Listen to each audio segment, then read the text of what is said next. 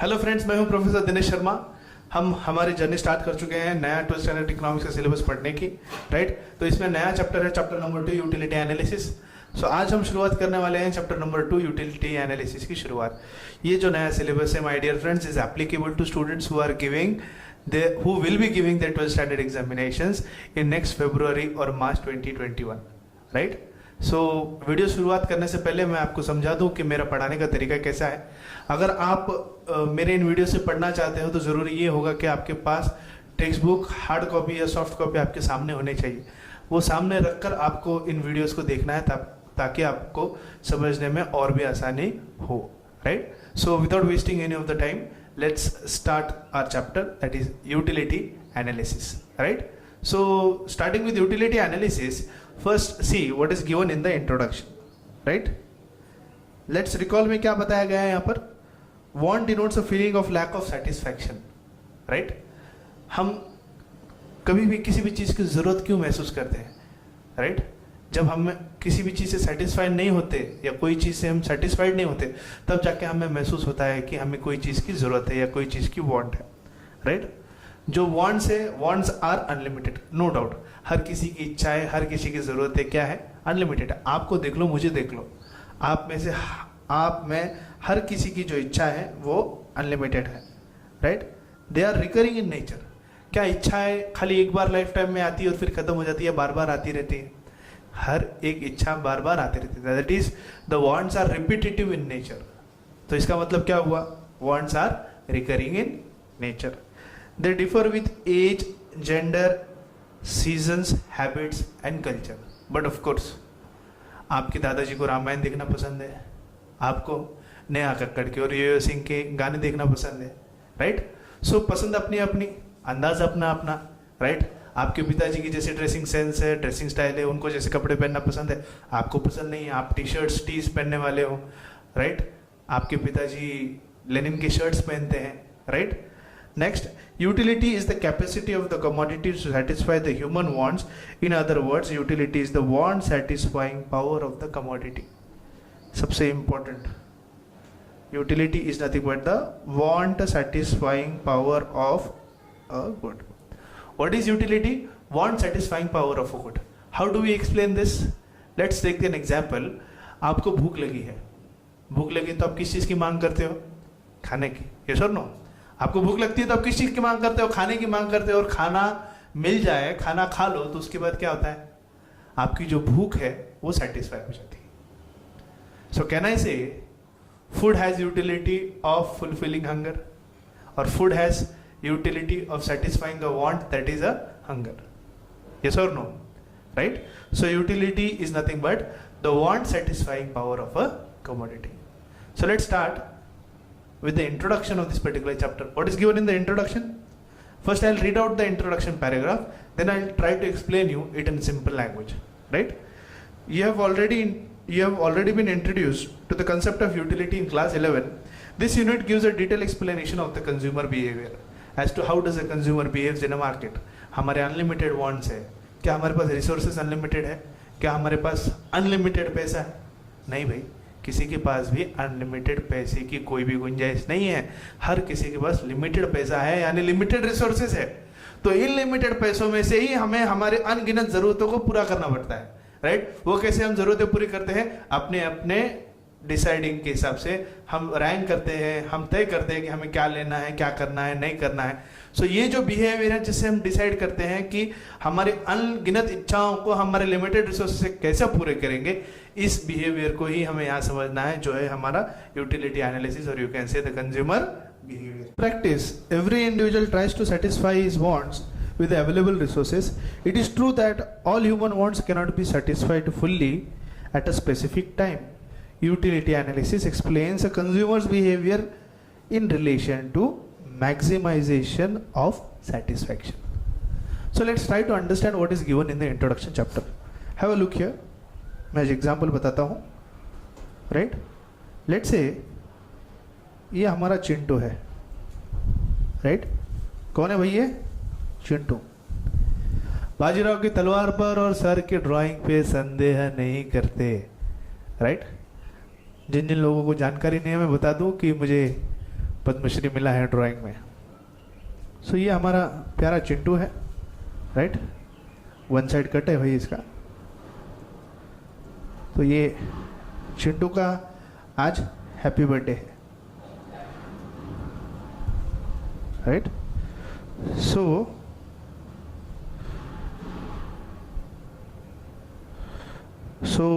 Birthday के अंदर ये केक हमने बनाया है चिंटू के लिए, राइट। सो चिंटू का बर्थडे है, चिंटू को पहले हैप्पी बर्थडे विश करते हैं। Happy birthday to you, happy birthday to you, happy birthday dear Chintu, happy birthday to you. Chintu को हैप्पी बर्थडे विश कर दिया। अभी बर्थडे का दिन तो भाई हर किसी के लिए काफ़ी स्पेशल होता है। The day birthday is very special for everyone, right. So अपने स्पेशल डे पर चिंटू जो है वो बहुत सारी चीज़ें करना चाहता है। क्या क्या चीज़ें करना चाहता है भाई? एक, he wants to buy a dress, yes और no. Second, he wants to go for movie with friends, right. Three, he wants to do a party out with friends, right? Party यानी पार्टी नाइट, वही party यानी restaurant में, pizza shop पे आसानी से party. तो आजकल बच्चे बहुत डेंजर हो गए, right. Party out with friends. Next point here is he wants to buy return gifts for its friends.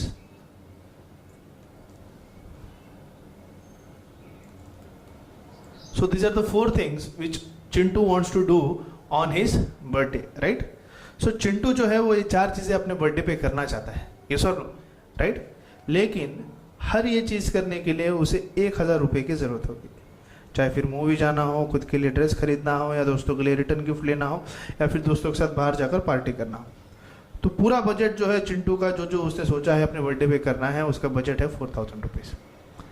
तो जो चीज़ें उसने तय की है करना है, उसके मुताबिक उसे 4000 रुपये लगने हैं। तो चिंटू पापा के पास गया, पापा को बोला पेरी पोड़ा। पापा बोले हैप्पी बर्थडे बेटा। तो बोले पापा मेरा बर्थडे है, स्पेशल है, बहुत सी चीज़ें मुझे करनी है, तो मुझे पैसे की ज़रूरत है, मुझे पैसे दीजिए। तो पापा ने 2000 रुपये चिंटू को दे दिए। चिंटू बोला मुझे और भी बहुत सी चीज़ें करना है, लेकिन पापा बोले बेटा अभी कोरोना का टाइम है, मेरी नौकरी बंद है, मेरे पास पैसे इतना ही है, सो प्लीज़ तुम इतने पैसे में मैनेज कर लो, राइट। सो अब 2000 रुपये उसने लेकर रखे हैं, राइट। 2000 रुपये से क्या लगता है आपको, क्या वो अपनी चारों इच्छाएं पूरी कर सकता है? No, he can not fulfil all of his 4 desires, right. Then क्या करेगा चिंटू? बर्थडे नहीं मनाएगा क्या? नहीं भाई, ऐसा नहीं होगा।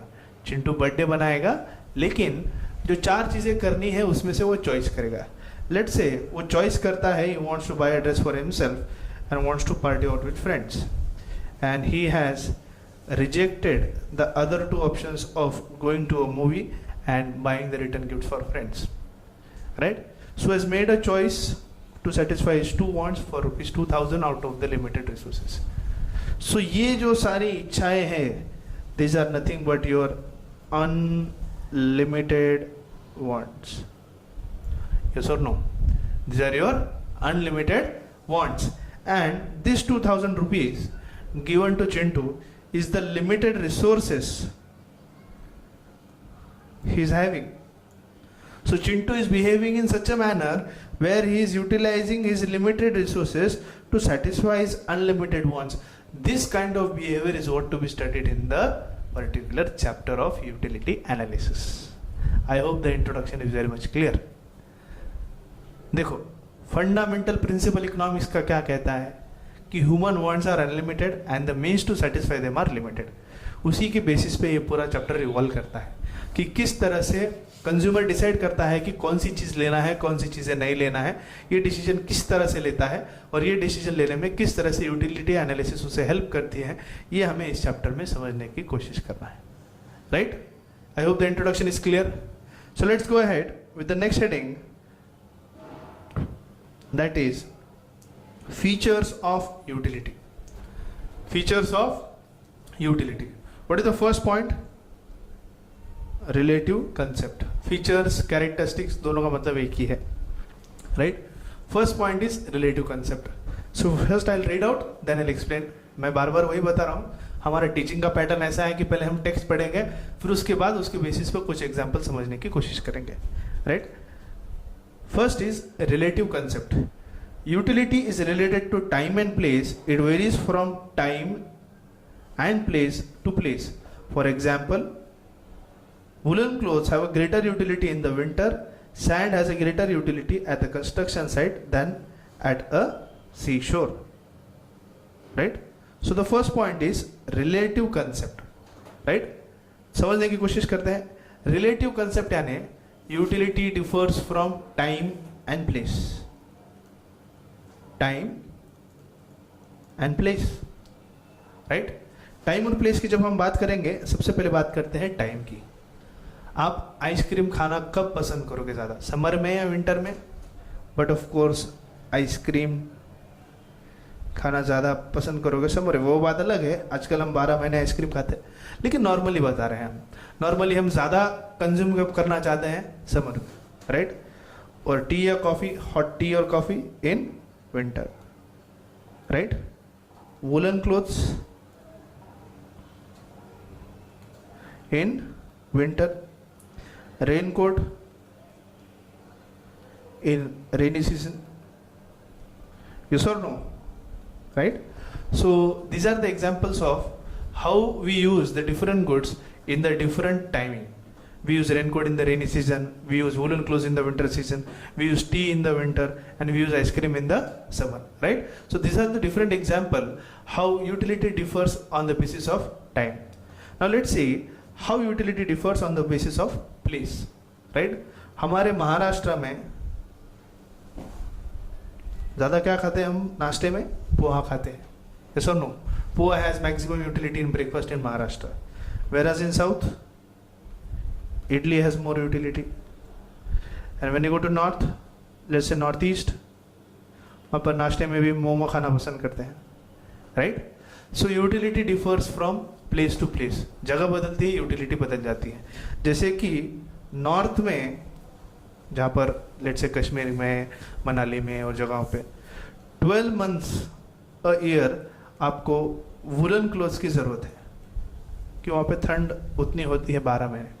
लेकिन नीचे नीचे साउथ की तरफ आओ तो, जैसे हमारे महाराष्ट्र में आओ, परभनी में आओ, तो मुश्किल से साल के 2 महीने ही आपको वुलन क्लोथ्स की ज़रूरत महसूस होती है, राइट. सो मुश्किल से 2 महीने की जरूरत, और नॉर्थ में जाओ तो 12 महीने की जरूरत. Now this is utility differing on the basis of time. Is this point clear? So this is what we have in the first feature, relative concept. Next point is subjective concept. It is a psychological concept. Utility differs from person to person. This is due to difference in the taste, preference, likes, dislikes, nature, habits, profession, etc.